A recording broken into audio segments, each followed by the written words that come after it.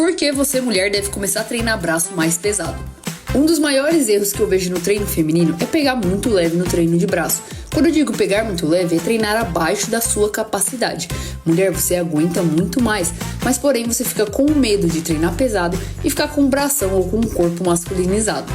Pensar assim é um erro, tá? Porque de forma natural, mesmo a mulher treinando pesado, ela não tem as mesmas taxas hormonais para ficar parecida com homens, tá? Além de tudo, a progressão de carga é um dos princípios do treinamento, pois o seu corpo ele se adapta ao treino e aumentar com consciência e frequência os pesos nos exercícios vai ajudar com que você não estagne nos resultados e aumente ainda mais a sua massa muscular, porque você não pode se esquecer, quanto mais massa muscular você tem, mais rápido é o seu metabolismo, mais rápido você queima gordura.